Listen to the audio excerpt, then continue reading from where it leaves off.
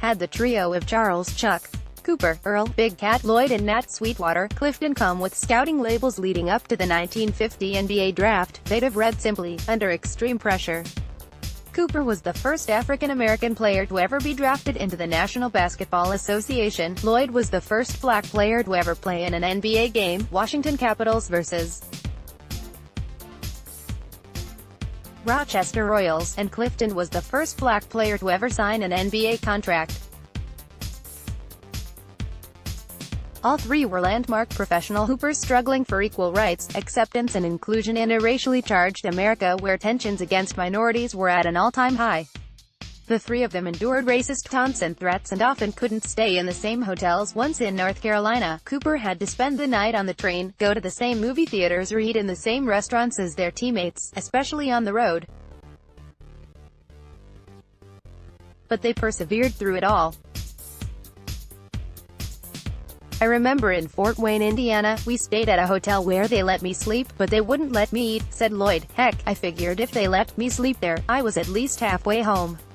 It was 1950, 3 years after Jackie Robinson had broken the color barrier in baseball, but 15 years before Bloody Sunday, when nearly 600 civil rights supporters marched across Edmund Pettus Bridge from Selma to Montgomery, Alabama for equal voting rights. Cooper, Lloyd and Clifton didn't set out to change the world by being pioneers in the annals of black history. They just resolved themselves to chasing basketball dreams and playing the game they loved at the highest level. Following a brief stint with the Harlem Globetrotters after graduating from Duquesne University, where he was an All-American, Cooper was selected 14th overall by the Boston Celtics. According to the Boston Globe, when Celtics owner Walter Brown was reminded that Cooper was black, he reportedly said, "I don't care if he's striped, plaid or polka dot." Cooper averaged 9.6 points and 8.5 rebounds in his rookie season under head coach Red Auerbach and was able to fend off the race-baiting hostilities against him partially by attending jazz concerts with fellow rookie and teammate Bob Cousy. The 6'5", 210-pound forward spent 4 years with Boston before ending his career with the Milwaukee Bucks and the Fort Wayne Pistons. Lloyd, who was drafted by the Capitals in the 9th round, 100th overall, scored 6 points and pulled down a game-high 10 rebounds in his NBA debut, a 70-78 loss to the Royals. The 6'6" defensive-minded forward believed that he was given a chance to be the first black player to hit the court in the league because the Celtics had drafted Cooper with such a high pick.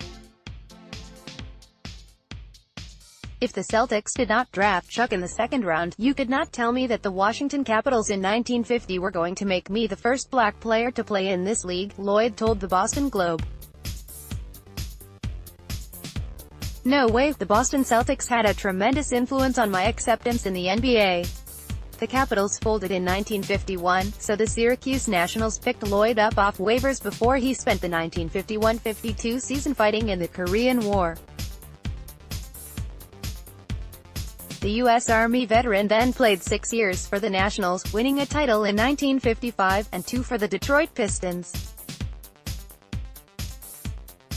Once his playing career was over, Lloyd went on to become the first black head coach of the Pistons in 1971 after paying his dues as an assistant and scout. He died in 2015 at the age of 86. Renowned as a multi-sport athlete, Clifton played baseball, first base, for the Chicago American Giants of the Negro American League and basketball for the Globetrotters and the New York Renaissance before signing his barrier-breaking contract with the New York Knickerbockers in 1950. As a 27-year-old rookie center, Sweetwater helped the Knicks make it to the NBA Finals, where they lost to Rochester in the 7-game series. Clifton averaged 10 points and 8.2 rebounds over 8 years in the NBA, 7 with New York, 1 with Detroit, and defied Father Time by getting his first All-Star nod as a 34-year-old in 1957. He passed away in 1990. Style equals text align. Center greater than both Clifton and Lloyd were later enshrined in the Naismith Memorial Basketball Hall of Fame, but Cooper, who died at age 57 due to cancer, has yet to receive the nod. "It would be a tremendous honor," Chuck Cooper Jr. told ESPN. He was proud of becoming the first African American drafted.